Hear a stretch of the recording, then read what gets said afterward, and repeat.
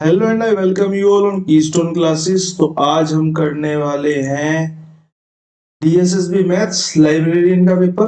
ठीक है, ये हमारा लाइब्रेरियन का पेपर है जो अभी हुआ था। एक सेकंड में स्लाइड शो पे लगा लेता हूँ फ्रॉम बिगिनिंग। ठीक है, लाइब्रेरियन का पेपर जो हमारा अभी हुआ था 30/3/2024 को, यानी कि अभी मुश्किल से मुश्किल कितने दिन हुए हैं, 10 दिन भी नहीं हुए इस पेपर को हुए। और ये आपकी आंसर की जो थी, ये आपकी कल रिलीज हुई थी, कल हुई थी या परसों हुई थी, शायद कल या परसों में रिलीज हुई है। ठीक है, तो हम इसका मैथ का पार्ट देखेंगे। ये इस चीज को थोड़ा सा स्किप करना, ये दूसरी की पीपीटी थी तो मैंने इस पर एडजस्ट कर दी थी। ठीक है, तो लाइब्रेरियन का पेपर देखते हैं आज, और उसके बाद हम देखेंगे शायद एक पीजीटी फाइन आर्ट्स का पेपर है। पीजीटी फाइन आर्ट्स का पेपर है एक, उसे देखेंगे जो हमारे मार्च में एग्जाम्स हुए थे। फेब वाले एग्जाम हम पहले ही कंप्लीट कर चुके हैं। ये सीरीज जो है अभी तक हमारी 24 क्लासेस में हो चुकी है। ठीक है, पीडीएफ के लिए आप नीचे टेलीग्राम चैनल मिलेगा आपको कीस्टोन क्लासेस करके। ठीक है, डिस्क्रिप्शन में लिंक मिल जाएगा कीस्टोन क्लासेस, पीडीएफ आप वहां से डाउनलोड कर सकते हैं। और एक चैनल बेस्ट पीवाईक्यूज का है, आप उसको भी ज्वाइन कर सकते हैं। ठीक है, ये आपकी चॉइस के ऊपर है कि बेस्ट पीवाईक्यूज ऑफ डीएसएसबी हमें ज्वाइन करना है या नहीं करना है। ठीक है, अब हम करेंगे क्वेश्चन नंबर 1 से शुरुआत। मेरे को थोड़ा सा चीजें एडजस्ट करने के लिए तो जगह कम हो गई है ना टेबल पे, बहुत ज्यादा, बहुत कंजेस्टेड हो गई है टेबल। चलो कोई बात नहीं, दिख जाएगी।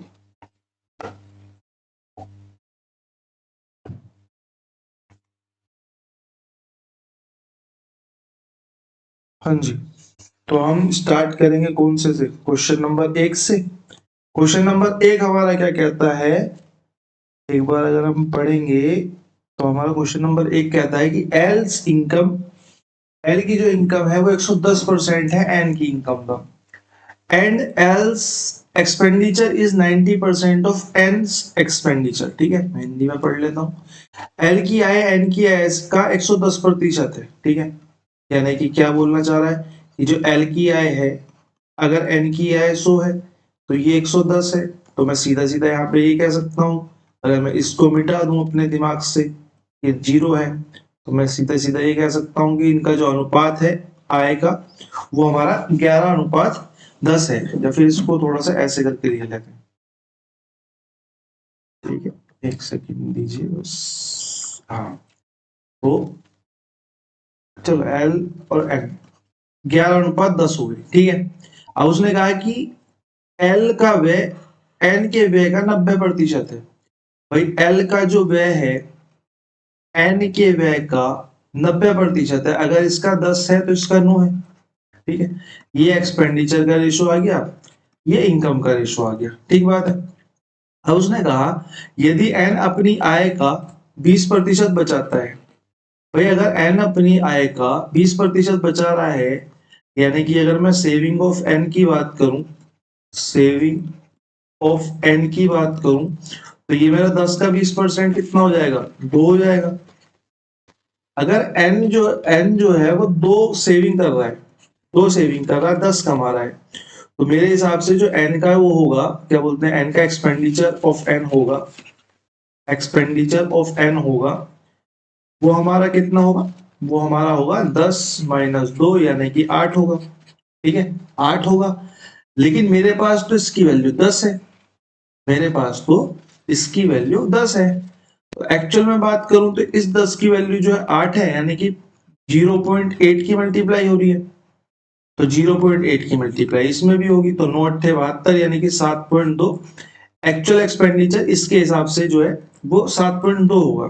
ठीक है, अब हम जरा एक पेन चेंज कर लेते हैं, इसको ले लेते हैं। ठीक है, तो मेरे को क्या मिल गया, मेरे को यहाँ पे मिल गया एक्चुअल में एक्सपेंडिचर इसका 7.2 है, और इसका एक्सपेंडिचर मेरे को 8 मैंने यहाँ से निकाल लिया।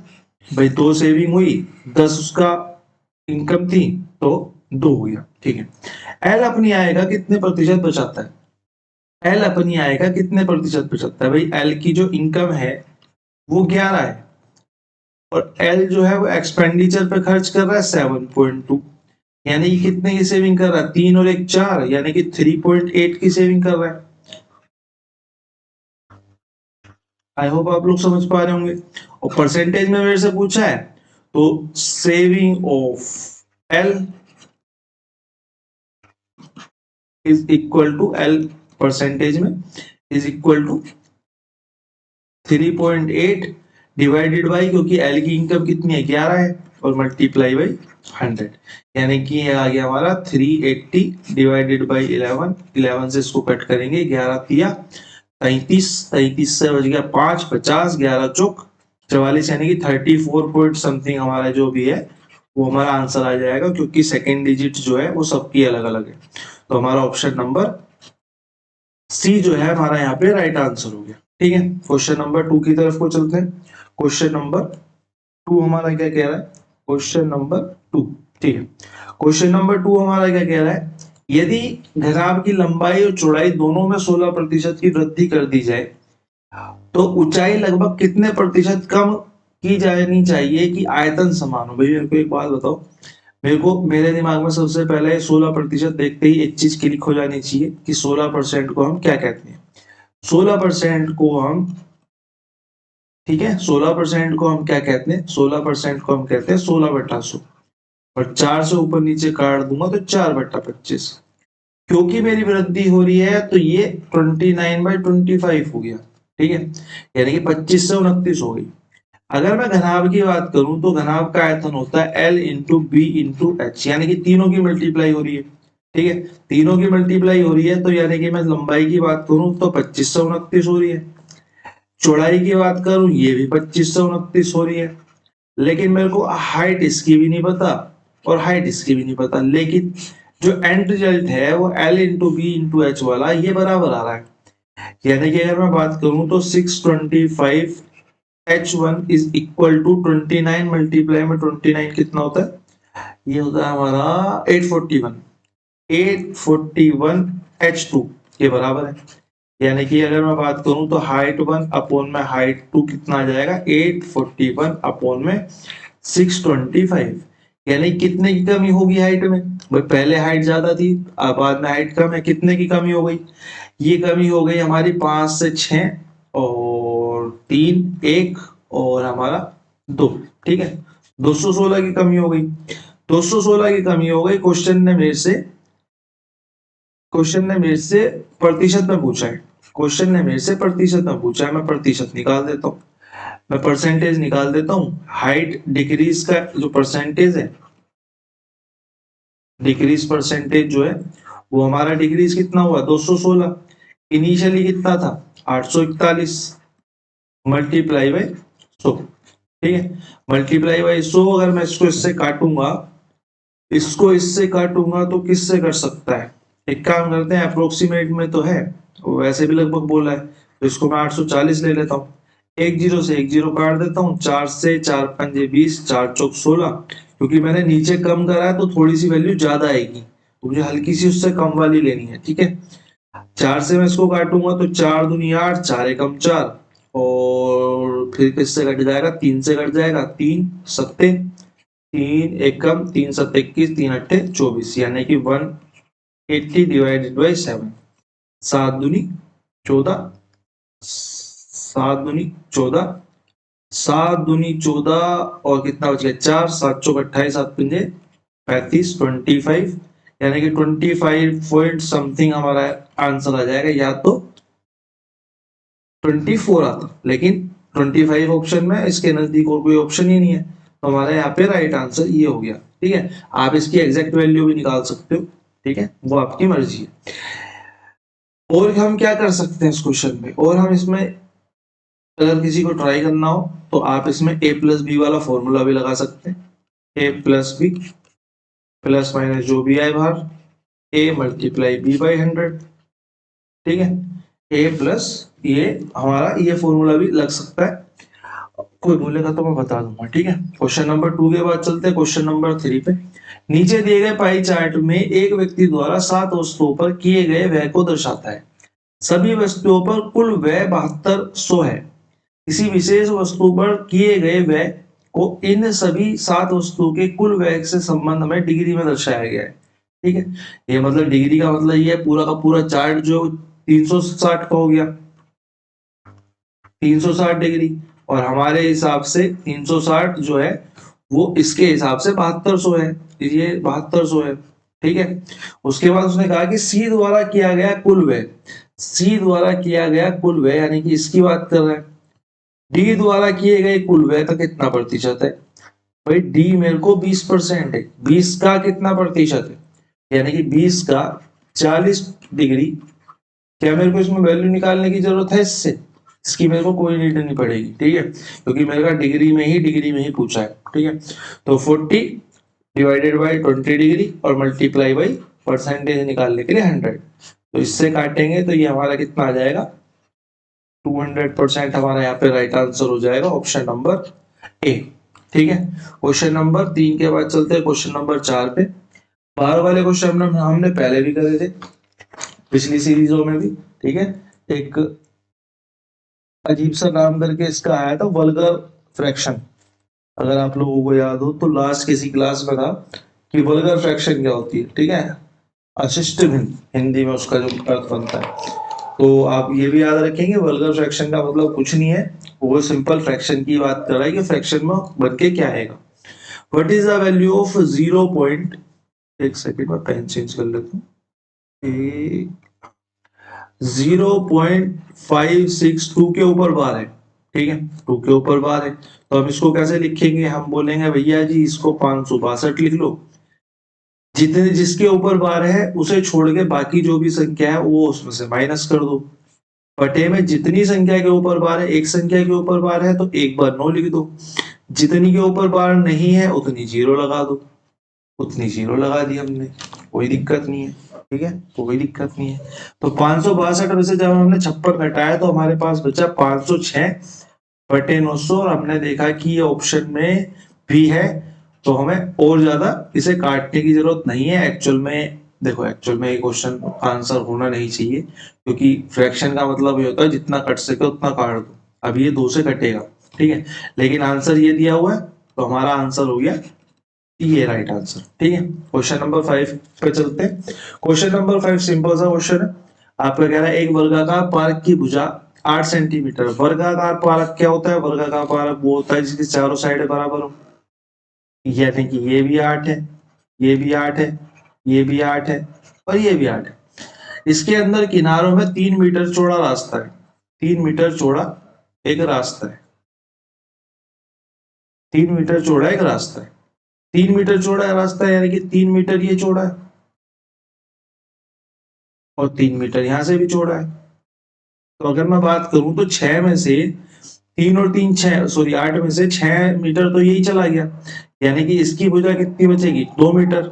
भाई सामने भी 2 मीटर बचेगी, क्योंकि चारों तरफ रास्ता है तो ये वाली भुजा भी 2 मीटर बचेगी। यानी कुल मिला के ये है कि यहाँ पे हमारे 2 वर्ग हो जाएंगे, एक बड़ा और एक छोटा। बड़े की भुजा 8, छोटे की भुजा 2। तो अगर मेरे को यहाँ पे रास्ते का क्षेत्रफल निकालना तो बड़े वाले में से छोटा वाला घटाना पड़ेगा। मेरे को पता है कि इसका जो क्षेत्रफल होता है वो साइड स्क्वायर होता है, ठीक है। बड़े वाले साइड की स्क्वायर से छोटे वाले साइड की स्क्वायर को अगर घटा दूं तो मेरा आंसर आ जाएगा। बड़े वाली साइड कितनी है? 8, यानी कि 8 का स्क्वायर माइनस में 2 का स्क्वायर, यानी कि 64 माइनस में 4, यानी कि 60 सेंटीमीटर स्क्वायर हमारा यहाँ पे राइट आंसर हो जाएगा। ऑप्शन नंबर सी हमारा यहाँ पे करेक्ट आंसर हो जाएगा, ठीक है। क्वेश्चन नंबर 5 के बाद चलते हैं क्वेश्चन नंबर 6 पे। आपको मेरी आवाज थोड़ी ढीली ढीली लग रही हो क्योंकि रात के लगभग 1 बज रहे हैं, 1:30 बज रहे हैं, ठीक है, क्योंकि साउंड आता है, पंखा नहीं चला सकते, इसलिए मैं रात को 1:30 बजे इसको रिकॉर्ड कर रहा हूँ, ठीक है। तो आपको डर लगे मेरी आवाज, उसके लिए माफी चाहता हूँ। एक चीज पे काम किया जा सकता है, या तो मैं आवाज बंद कर दूं या अपनी आवाज को थोड़ा एनर्जेटिक रख लूं, ठीक है।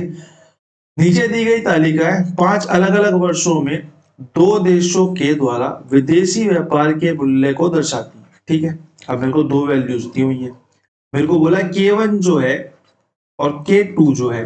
K1 के बारे में उसने बोला 5 वर्षों में देश P द्वारा औसत विदेशी व्यापार का मूल्य है, औसत विदेशी व्यापार, यानी कि टोटल करके 5 से डिवाइड करेंगे, तो मैं K1 निकाल लेता हूँ।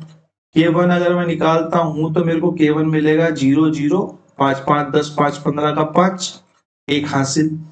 2 3 3 2 5 6 8 और 6 14 का 4 एक हासिल 2 2 4 5 6 और एक 7 745 ये मेरा टोटल आ गया। तो मैं अगर K1 के एवरेज की बात करूं K1 के एवरेज की बात करूं तो ये 745 डिवाइडेड बाय 5 हो जाएगा। 5 एकम 5 कितना बच गया 2 5 चौक 20 और 5 दिन 45 149 हमारा यहाँ पे एवरेज आ गया। ठीक है 149 हमारा यहाँ पे एवरेज आ गया। 149 अगर हमारा एवरेज आ गया तो उसने K2 के बारे में बात करी कि जो K2 है सभी 5 वर्षों में P और Q द्वारा कुल विदेशी व्यापार के बीच का अंतर है।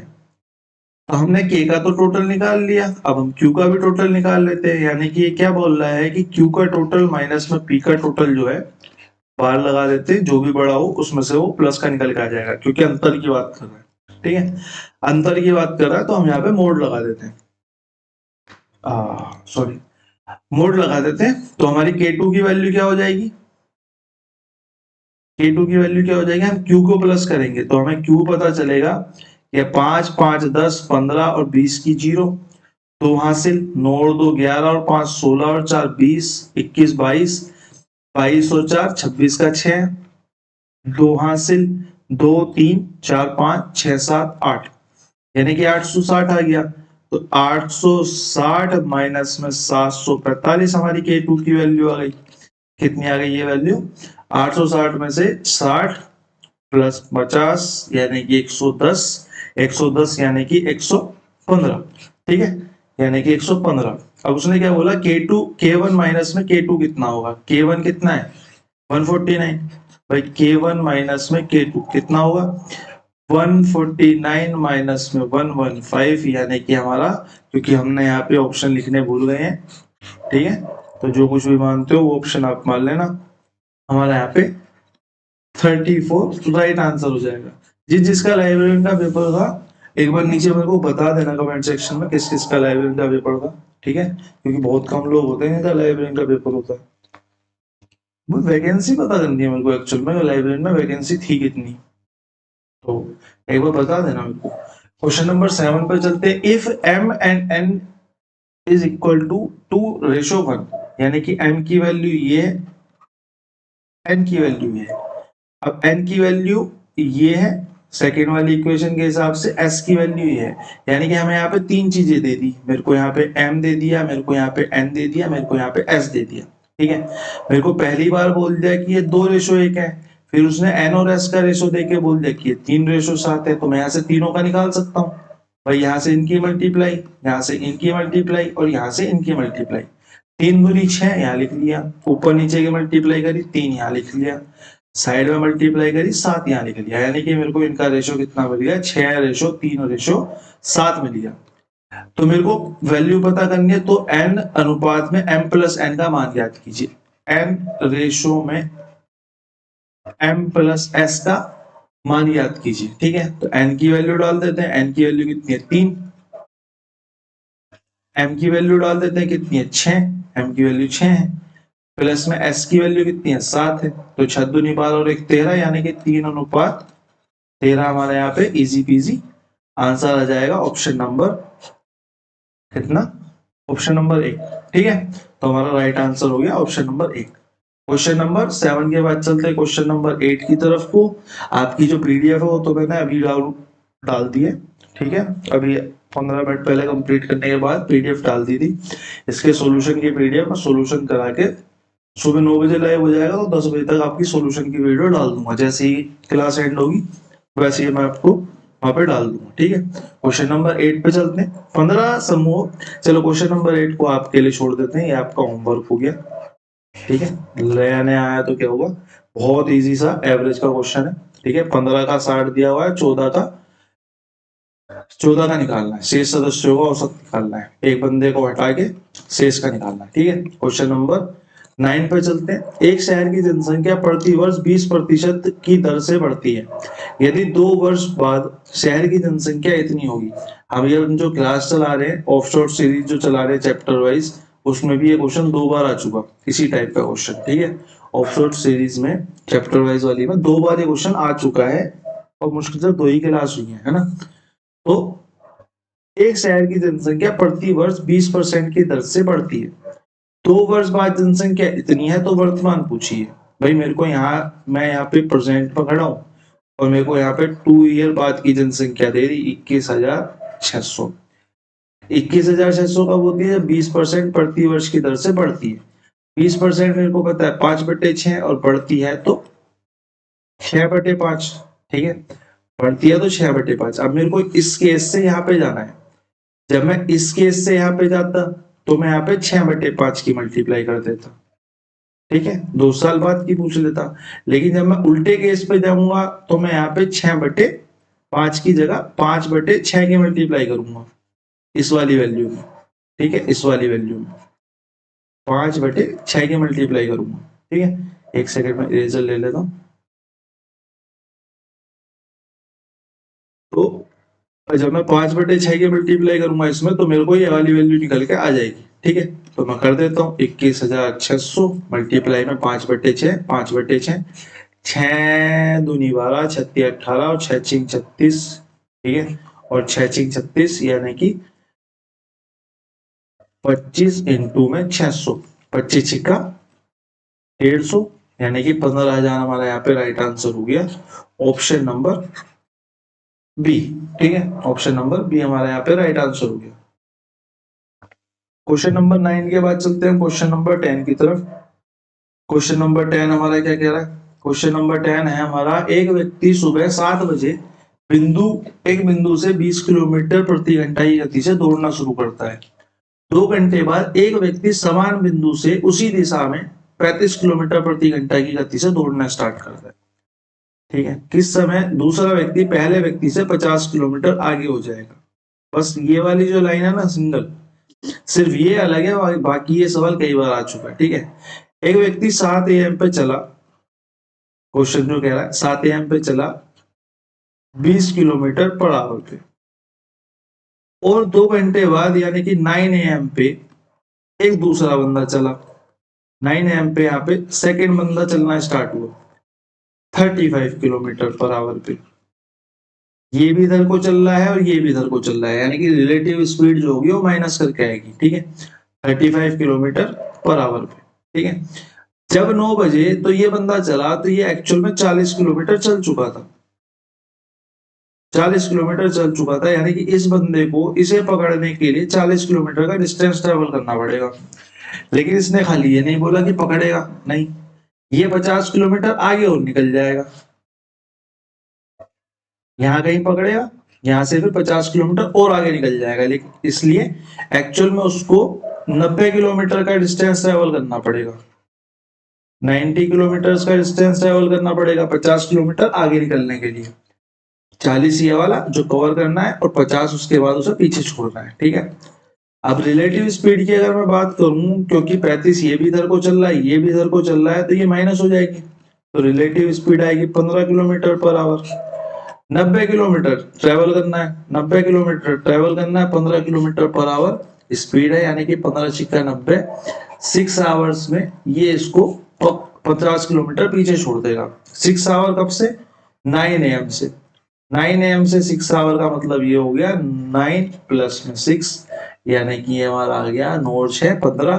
15 का मतलब होता है हमारा 3 बजे। ठीक है, 3 बजे की बात कर रहे हैं, तो हमारा आंसर हो गया ऑप्शन नंबर बी। ठीक है, ऑप्शन नंबर बी हमारा यहाँ पे करेक्ट आंसर हो गया। क्वेश्चन नंबर 10 के बाद चलते हैं क्वेश्चन नंबर 11 की तरफ। What is the length of longest road that can be placed in a room which is 8 meter long, 12 meter broad, 16 meter high? यानी कि घनाव के अंदर एक ये छड़ रखवा है, जो रूम होता है वो हमारा घनाव भी होता है। ठीक है, तो हमारे रूम के अंदर अगर वो छड़ रखवाएगा, तो अगर मैं इसको 2D में बना देता हूँ, ठीक है, 3D बनाने की इच्छा नहीं हुई, चलो बना दू, नहीं रहने दो। तो यानी कि ये जो छड़ होगी ये वाली, अगर ये 3D फिगर है, मान के चलो कमरा है, तो ये आपकी एक कोने से उठेगी और दूसरे टॉप पे टच हो जाएगी, यानी कि इसमें तीनों एलिमेंट काम करेंगे, लंबाई भी, चौड़ाई भी और ऊंचाई भी। ठीक है, तो जब हम 3D फिगर में एक छड़ को रखते हैं तो हमने पहले ही बताया था छड़ की लंबाई कितनी हो जाती है, ये इसका विकर्ण हो जाती है, ठीक है। अंडर रूट में एल स्क्वायर, सबको पता है विकर्ण का formula l square plus b square, क्योंकि ये 3D फिगर हो गई है तो इसमें एच स्क्वायर और जुड़ जाता है, ठीक है। यहां तक तो पाइथागोरस है, लेकिन ये 3D फिगर हो गई है तो इसमें एच स्क्वायर और जुड़ जाएगा। अब हम यहाँ पे वैल्यू रख लेते हैं भाई, एल स्क्वायर कितना हो गया 8 का स्क्वायर यानी कि 64, 12 का स्क्वायर यानी कि 144 और एच का यानी कि 16 का स्क्वायर 256, ठीक है 256। अब प्लस करेंगे तो 6 4 10 4 14 का 4 एक हासिल, 5 और 4 9 और 1 10 और 6 16 का 6 एक हासिल 264 अंडर रूट में। अब यहां से क्या करते हैं ना, यहां से हम ऑप्शंस का सहारा लेना स्टार्ट करते हैं। भाई मेरा यहाँ पे 3 दिया हुआ है, क्या ये 3 से कटेगा? 3 का डिविजिबिलिटी रूल मेरे को पता है कि 4 2 6 और 6 दूनी 12, सम जो है कट रहा है 3 से, तो ये 3 से कट सकता है, बिल्कुल सही बात है। मैं काट के देख लेता हूँ, 3 7 21, 264 को मैं यहाँ पे काट के देख लेता हूँ, 3 से काटूंगा तो 3 7 21, 3 8 24 और 3 8 24, तो 3 का जोड़ा नहीं बनेगा। जोड़ा नहीं बन पाएगा तो पहला ऑप्शन हमारा गलत हो गया, अगर जोड़ा नहीं बन पाएगा तो 6 वाला ऑप्शन भी हमारा गलत हो गया। अब हम 4 को चेक करेंगे, भाई मेरे को 3 मल्टीप्लाई में 88 दिखाई दे रहा है, 3 7 21, 3 8 24, 3 8 24, ठीक है 3 8 24, 3 8 24 नहीं, ये 464 है, सॉरी मैंने यहाँ पे प्लस गलत कर दिया, 2 3 4 4 आएगा ये, तो ये हमारा आ गया 464, ठीक है 464 जो हमारा आ गया वो हमारा क्या आ गया, ये हमारा सम आ गया। तो हम इसके एक बार टुकड़े करके देखेंगे, दोबारा से एक बार ऑप्शंस को चेक करेंगे, क्योंकि हमने सम थोड़ा गलत कर दिया नींद के कारण, ठीक है नींद के कारण हमने सम गलत कर दिया, तो ये हमारा 464 आ गया। तो अब हम 464 को एक बार दोबारा से पहले ऑप्शन पे चेक करें, क्योंकि बड़ी संख्या है, ये काट ही लेते ना डायरेक्ट, छोड़ो 4 से काट लेते, 4 4 एकम 4, 4 एकम 4, 4 एकम 4, 4 6 24, ये दोबारा 4 से कट जाएगी, लास्ट की 2 डिजिट कट रही है, 4 से दोबारा कट जाएगी, तो ये आ गया 4 और 4 दूनी 8 और 4 अट्ठे 32, 4 निम 36। अब ये 29 तो एक प्राइम नंबर है, तो ये तो नहीं कटने वाला, इसकी वैल्यू कितनी आ जाएगी, वो आ जाएगी 4 मल्टीप्लाई 29, तो यहाँ हमारा अंडर रूट पे चढ़ाएंगे तो ये जोड़ा बाहर निकल के आ जाएगा, तो हमारा 4 अंडर रूट में 29 हमारा यहाँ पे राइट आंसर हो जाएगा, ऑप्शन नंबर सी, ठीक है। क्वेश्चन नंबर 11 के बाद चलते हैं क्वेश्चन नंबर 12 पे। सुरेश अकेला एक दिन में 1 घंटे कार्य करके 10 दिनों में कार्य को पूरा कर सकता है, 1 घंटे कार्य करके 10 दिन में कार्य पूरा कर लेता है। शालू क्या करती है, शालू 5 घंटे कार्य करती है प्रतिदिन और 2 दिन में पूरा कर लेती है। अब कार्य सेम है, तो मैं ये कह सकता हूं कि सुरेश का 1 आवर का काम 10 दिन तक जो है, 10 डेज तक जो है, वो शालू का 5 घंटे का काम 2 डेज तक जो है वो बराबर है, तो डी से डी कट जाएगा, एस से एच कट जाएगा, और मैं 2 से इसको काटूं तो 2 पंजे 10 और 5 से इसको काटूं तो ये कट जाएगा, यानी कि सुरेश और शालू की जो एफिशिएंसी है वो हमारी 1 और 1 आ जाएगी, ठीक है। तो अगर मैं टोटल वर्क की बात करूं, टोटल वर्क क्या हो जाएगा भाई, इसमें रख लेते हैं सुरेश की एफिशिएंसी 1 घंटे में, यानी कि 1 मल्टीप्लाई में 10, यानी कि टोटल वर्क कितना हो गया हमारा 10 हो गया। 10 दिन में कार्य पूरा करने के लिए उन्हें एक दिन में कितना कार्य करना पड़ेगा, उसी कार्य को 10 दिनों में पूरा करने के लिए उन्हें एक दिन में एक साथ, ठीक है दोनों से काम करवा रहा है। अगर दोनों से काम करवा रहा है, शालू से प्लस में सुरेश से, तो एक दिन में 2 काम करते हैं, एक दिन में 2 काम करते हैं तो 10 दिन में कितना कर लेंगे, 10 डेज में, 10 डेज में कंप्लीट कराना है टोटल वर्क, ठीक है। तो 10 डेज इज मल्टीप्लाई में एक दिन का काम 2 इज इक्वल टू 10, 10 से 10 कट गया, तो यहाँ पे आवर्स कितने आ गए हमारे, आवर्स आ गए 2 उधर चला जाएगा तो 2 पंजे 10, यानी कि आवर आ गया, एक दिन में 0.5 काम इसको कंप्लीट करना पड़ेगा, ठीक है 0.5 काम इसको कंप्लीट करना पड़ेगा। क्वेश्चन नंबर 12 के बाद चलते क्वेश्चन नंबर 13 की तरफ। पहली संख्या के 24%, दूसरी संख्या के 12% का योग पहली संख्या के 3%, दूसरी संख्या के 4% के योग का 6 गुना है। ठीक है, यहाँ पे हम संख्या मान लेते हैं कि पहली संख्या जो है लेट्स से कि ये x है और दूसरी संख्या जो है y है। अब जैसे जैसे सवाल बोल रहा है वैसे वैसे लिखते चलते हैं। पहली संख्या का 24% यानी कि 24% हटाएंगे तो नीचे 100 और मल्टीप्लाई बाई x। ठीक है, दूसरी संख्या के 12% का योग यानी कि इसको भी ऐसे लिख लेते हैं 12/100 y का योग पहली संख्या के 3% यानी कि 3/100 x प्लस में 3/100 x प्लस में, और ये आपका दूसरी संख्या के 4% के योग का 6 गुना है। दूसरी संख्या का 4% यानी कि 4x/100 का 6 गुना अगर ये है तो बराबर करने के लिए मैं यहाँ पे 6 की मल्टीप्लाई कर देता हूँ। जब मैं एलसीएम लूंगा तो ये हमारी चीजें जो है ये आपस में कट डाउन हो जाएंगी। अगर ये कट डाउन हो जाएगी तो हमारे पास क्या मिलेगा, और मैं इसे 6 से और काट लेता हूँ, 6 चौक 24 और 6 दूनी 12। ठीक है, तो हमें मिलेगा 4x प्लस में 2y is equal to 3x plus में 4y। हाँ ये y है, सॉरी ये y है। ठीक है, तो 3x उधर चला जाएगा तो x बराबर में 2y क्या आ जाएगा, यानी कि अगर मैं रेशियो की बात करूं या इसको ऐसे लिख दूं, बात एक ही है, तो x 2 और y 1। ठीक है, पहली संख्या दूसरी संख्या से अनुपात क्या होगा, पहली संख्या का दूसरी संख्या से अनुपात होगा 2:1। राइट आंसर हमारा ऑप्शन नंबर डी हो जाएगा। ठीक है, राइट आंसर हमारा ऑप्शन नंबर डी हो जाएगा। क्वेश्चन अगला देख लेते हैं। अगला क्वेश्चन, उमेश 2 कुर्सियां 1404 रुपए प्रति कुर्सी की दर से बेचता है। एक पर 35% का लाभ कमाता है, दूसरे पर 35% की हानि। ये 5 नहीं है, ये परसेंट है। ठीक है, ये परसेंट है। हानि उठाता है, पूरे लेन देन पर कुल लाभ या हानि क्या होगी, पूरे लेन देन पर कुल लाभ या कुल हानि क्या होगी। भाई प्रत्येक कुर्सी को सेम रेट पे बेच रहा है, प्रत्येक कुर्सी को सेम रेट पे बेच रहा है, तो मैं ये कह सकता हूं कि पहली को 35% लाभ पर बेचा तो 135% ऑफ पहली चेयर को लेट्स से ए मान लेते हैं। ठीक है, ये बराबर होगा क्योंकि ये सेलिंग प्राइस हो गया, ये बराबर होगा सेकेंड कुर्सी को क्योंकि 35% की हानि पे बेचा, यानी कि कितना हो गया हमारा 65% ऑफ बी हो जाएगा। ऑफ से ऑफ कट जाएगा, परसेंटेज से परसेंटेज कट जाएगी, इससे काट सकते हैं 5 से, 5 एकम 5, 5 तिया 15, 5 दूनी 10 और 5 सत्ते 35। यानी कि अगर मैं बात करूं ए और बी के रेशो की तो ये 13/27 है। ठीक है, 13/27 है। क्या हमको इससे कोई प्रॉफिट हुआ, क्या हमको इससे कोई प्रॉफिट हुआ,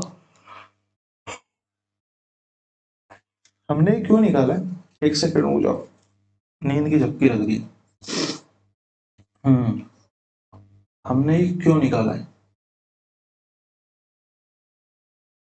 इस क्वेश्चन में इस चीज का कोई औचित्य है,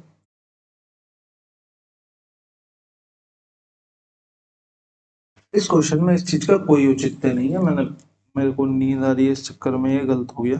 ठीक है, इस चक्कर में ये हो गया है थोड़ा सा उल्टा, हमने यहाँ निकाल दी चीजें गलत, हमने यहाँ चीजें गलत निकाल दी हैं, तो हम इसको जरा मिटा देते हैं। ठीक है, इस क्वेश्चन को कैसे डील करेंगे फिर, इस क्वेश्चन को हम डील करेंगे परसेंटेज में। ठीक है, मेरे को पता है एसपी सेम है, मेरे को ये वाली बात पता है एसपी सेम है, तो मैं 35% की अगर बात करूं तो 35% होगा 35/100, 5 से काटेंगे तो 7/20।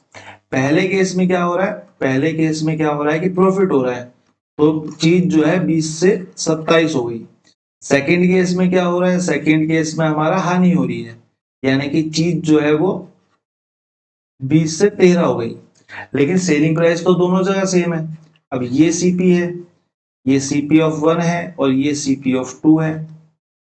ठीक है, लेकिन एसपी तो दोनों जगह समान है, तो मैं इस पूरे में अगर 13 की मल्टीप्लाई कर दूं और इस पूरे में 27 की मल्टीप्लाई कर दूं तो मेरी चीजें सेम हो जाएंगी। एसपी यहाँ पे फिर हमारा सेम हो जाएगा। तो अगर मैं 27 में 13 की गुणा करूंगा तो 27 270 और 27 दिया 81, 270 और 81 हमारा हो गया 351 और डीजे मल्टीप्लाई होगी तो 13 दूनी 26, 260, यानी कि सीपी हमारा 260 आ गया, सेलिंग प्राइस हमारा 351 आ गया। सेकंड केस में भी 351 ही सेलिंग प्राइस होगा, लेकिन ये 27 दूनी 54, सीपी जो है 540 हो जाएगा।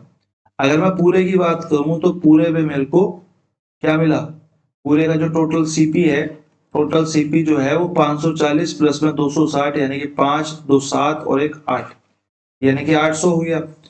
और अगर मैं टोटल एसपी की बात करूं, टोटल एसपी की बात करूं तो 351 मल्टीप्लाई में 2 यानी कि 2, 5 दूनी 10 की 0, एक हासिल, 3 दूनी 6 और एक 7, टोटल एसपी 7 है, टोटल सीपी हमारा 800 है। तो यहाँ पे लॉस कितने का हुआ, यहाँ पे लॉस हमारा हो गया 98 का। लेकिन मेरे को तो रुपए में पूछा है, अगर मेरे को रुपए में पूछा है तो मेरे को ये पता है कि ये जो 1404 है ये 351 की वैल्यू है 1404, तो मैं यहां से 98 की निकाल सकता हूँ, मल्टीप्लाई में 98 और डिवाइडेड बाई में 351। तो 351 से ये चला जाएगा 3 चौक 12, 4 बार, तो 98 मल्टीप्लाई में 4 हमारा कितना आ जाएगा 9, 8 चौक 32 और 9 चौक 36 यानी कि 392 रुपीज का इसको यहाँ पे लॉस हो जाएगा। ठीक है, 392 रुपीज का यहाँ पे इसको लॉस हो जाएगा। ठीक है, क्वेश्चन नंबर 14 के बाद चलते हैं क्वेश्चन नंबर 15 की तरफ। एक व्यक्ति 4 वर्षों के लिए साधारण ब्याज पर 12% प्रति वर्ष की दर से 75,000 रुपए उधार लेता है। वह इसे तुरंत किसी अन्य व्यक्ति को 4 वर्षों के लिए साधारण ब्याज पर 15%, 15.5% की दर से उधार दे देता है।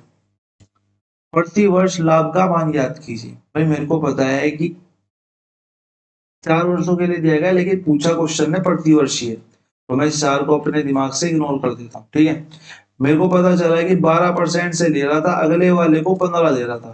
भाई 12% से ले रहा था, अगले वाले को 15.5% से दे रहा था, यानी कि 3.5% का प्रॉफिट कमा रहा था, 3.5% का प्रॉफिट कमा रहा था।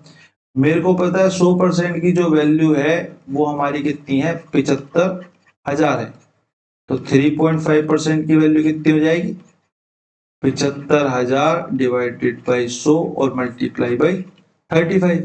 2 जीरो से 2 जीरो काट देंगे, 75 मल्टीप्लाई में 25 यानी कि लास्ट में 25 तो आएगा ही। और अगर मैं देखूं तो 7 दूनी 14, 7 या 21, 750 यानी कि 2100, 2100, 2100 और हमारा और 7 पंजे 35, 35 वाला ये घुस जाएगा, तो ये हमारा हो जाएगा 26-25। ठीक है, तो ये हमारा आंसर आ जाएगा 26-25, हमारा यहाँ पे राइट आंसर हो जाएगा। पर मैं दोबारा चेक कर लेता हूँ, 750 और 35, 25 का 5, 2 हासिल और 7 और 3 10, 50 और 2 52 का 2 लगा, 5 हासिल, 7 दूनी 14, 7 या 21 और 5 26। ठीक है, राइट आंसर हमारा हो जाएगा ऑप्शन नंबर बी, हमारा यहाँ पे करेक्ट आंसर हो जाएगा। क्वेश्चन नंबर 15 के बाद चलते हैं क्वेश्चन नंबर 16 पे। ठीक है, टाइम स्पीड एंड डिस्टेंस का कई बार ये क्वेश्चन आ भी चुका है, और एक बार दोबारा से कर लेते हैं। एक्स और जेड पूर्वाह्न 7 बजे एक दूसरे से 180 किलोमीटर की दूरी पर है। चलो पहली वाली लाइन से हम यहाँ पे इमेजिनेशन एक 180 किलोमीटर का डिस्टेंस मार्क कर लेते हैं। ठीक है, 1 घंटे बाद, सॉरी 1 घंटे बाद,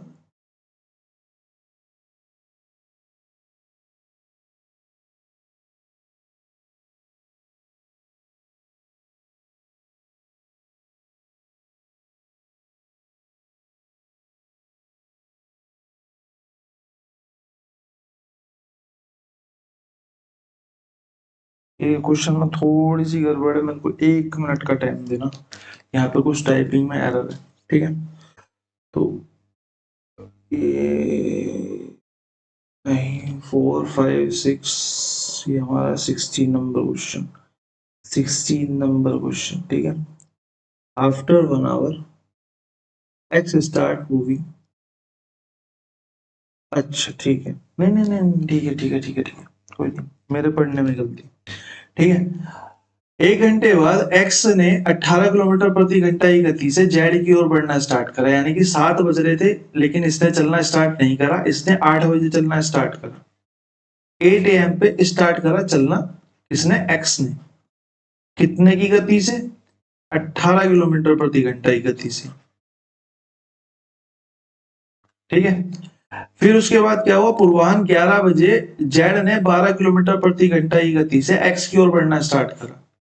भाई साहब जेड थे हमारे लेजी किस्म के इंसान, तो 11 AM पे, या पूर्वाह्न है ना तो पीएम पे, 11 PM पे जो है, 11 AM पे पूर्वाह्न पूर्वाह्न पूर्वाह्न पूर्वाह्न पूर्वाह्न पूर्वाह्न पूर्वाह्न, तो ये 11 AM पे हमारे जेड भाई साहब ने चलना स्टार्ट करा, किधर की तरफ को, एक्स की तरफ को, कितने की स्पीड से, 12 किलोमीटर प्रति घंटा की स्पीड से, 12 किलोमीटर प्रति घंटा की स्पीड से। भाई 8 बजे इसने चलना स्टार्ट करा, 11 इसने बजा दिए, यानी कि 3 घंटे तो ये चल चुका है, तो ये 18 या 54 किलोमीटर चल चुका है। तो अब कितना डिस्टेंस बचा है भाई, 180 माइनस में 54, 60 पे 120 यानी कि 126 किलोमीटर। 126 किलोमीटर अब जो है वो बचा है, 126 किलोमीटर अगर बचा है, तो अगर मैं टोटल स्पीड की बात करूं तो ये हो जाएगी 18 प्लस में, 18 प्लस में क्या होता है 12। ठीक है, और टोटल स्पीड हमारी 30 किलोमीटर पर आवर। तो अगर मैं टाइम की बात करूं तो डिस्टेंस अपोन में स्पीड होगा, डिस्टेंस कितना है 126, स्पीड कितनी है 30 किलोमीटर पर आवर, तो ये हमारा हो जाएगा 3 चौक 12, 3 दूनी 6 यानी कि 4.2 आवर्स बाद ये जो है आपस में मिल जाएंगे। 4.2 आवर्स में ये आपस में मिल जाएंगे, और 4.2 को मैं ये कह सकता हूं कि 4 घंटे 12 मिनट बाद ये मिल जाएंगे। 11 बजे के बाद 4 घंटे 12 मिनट कब होंगे, 3:12 PM पे। ठीक है, 3:12 PM पे, यानी कि ऑप्शन नंबर डी जो है वो हमारा यहाँ पे करेक्ट आंसर हो जाएगा। क्वेश्चन नंबर 17, एक ट्रेन 72 किलोमीटर प्रति घंटा की गति से चल रही है, ट्रेन की लंबाई 450 मीटर है, तो यह 470 मीटर लंबे प्लेटफॉर्म को कितने समय में पार करेगी। भाई हमें पता है ट्रेन की लंबाई और प्लेटफॉर्म की लंबाई दोनों प्लस हो जाएंगी डिस्टेंस के लिए, टोटल डिस्टेंस हमारा ये बनेगा। स्पीड मेरे को यहाँ पे दी हुई है, तो ये इजी सा क्वेश्चन है, तो ये भी आपके होमवर्क में जाता है। ठीक है, क्वेश्चन नंबर 17 के बाद चलते हैं क्वेश्चन नंबर 18, ये भी सिंपल सा क्वेश्चन है, सीधा सीधा रखोगे ये भी आपका आंसर आ जाएगा। 2%, 5%, 20, नहीं सॉरी सॉरी सॉरी, ये नहीं है भाई, ये तो छूट वाला क्वेश्चन आ गया, इसको होमवर्क में नहीं डाल सकते, इसको होमवर्क में नहीं डाल सकते। 2%, 5%, 20% की 3 क्रमागत छूटों में शुद्ध छूट प्रतिशत ज्ञात कीजिए। भाई शुद्ध छूट प्रतिशत ज्ञात करना है मेरे को, तो मेरे पास दो तरीके हैं भाई, मैं तो या 100 मल्टीप्लाई में 2% की छूट है यानी कि 98/100, 5% की छूट है यानी कि 95/100, और 20% की छूट है यानी कि 80/100। एक तो इस तरीके से निकाल सकता हूँ, एक मैं किससे निकाल सकता हूँ, मैं a प्लस बी वाले फॉर्मूले से भी निकाल सकता हूँ, यहाँ से मेरे को डायरेक्ट मिल जाएगी, यहाँ से मेरे को 100 में माइनस लगाना पड़ेगा, a मल्टीप्लाई b बाई 100। ठीक है, देख लेते हैं, 2 जीरो से 2 जीरो खत्म, 1 जीरो से 1 जीरो खत्म, 2 से ये 4 और 5 से 5 एकम 5, 5 9 45, ये खत्म। ठीक है, उसके बाद 100 को ऐसे ही रहने देते हैं, तो ये मेरे को मिलेगा 19 चौका 19 दूनी 38 और 3 दूनी 6 और 8 दूनी 16 यानी कि 76। 98 मल्टीप्लाई में 76 डिवाइडेड बाई 100। मेरे को यहाँ पे दिखाई दे रहा है कि 8 छिंग 48, इकाई का अंक जो आएगा वो 8 आएगा, इकाई का अंक जो आएगा वो मेरा आएगा 8, इकाई का अंक अगर मेरा 8 आएगा, 36, ठीक है, 8 छिंग 48 ठीक पे आता है, तो हमारा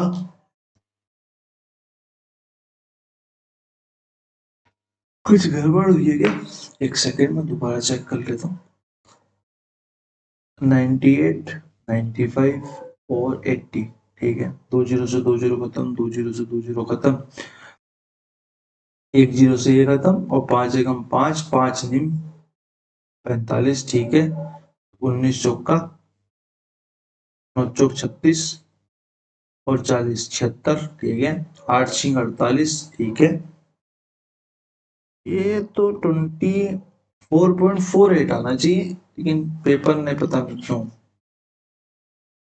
एक सेकंड दोबारा चेक कर लेंगे इसको ना, मेरे हिसाब से तो 24.48% आना चाहिए, ठीक है, एक बार इस फॉर्मूले में डाल के और चेक कर लेते हैं, ठीक है, पहले 2 और 5 पे चेक कर लेते हैं भाई, 2 की छूट और 5 की छूट तो दोनों प्लस ही हो जाएंगे, और अंदर से माइनस माइनस प्लस आएंगे वापस बाहर, तो यहाँ पे ये 2 मल्टीप्लाई 5 बटे में 10 हो जाएगा, ठीक है, तो ये मेरे को कितना मिलेगा, ये मेरे को मिलेगा 7 माइनस में 0.1 यानी कि 6.09, एक बार दोबारा लगा देंगे इस पे और 20% पे, इस पे और 20% पे लगाएंगे तो 6.09 प्लस में 20, क्योंकि दोनों ही माइनस के होंगे, और अंदर से क्योंकि माइनस माइनस प्लस आएगा तो हम यहाँ से माइनस करेंगे, तो ये आएगा हमारा 6.9, 6.09 नहीं 6.9, एक सेकेंड पता नहीं गलती कर रहा हूँ, ये गलत लिखा हुआ है,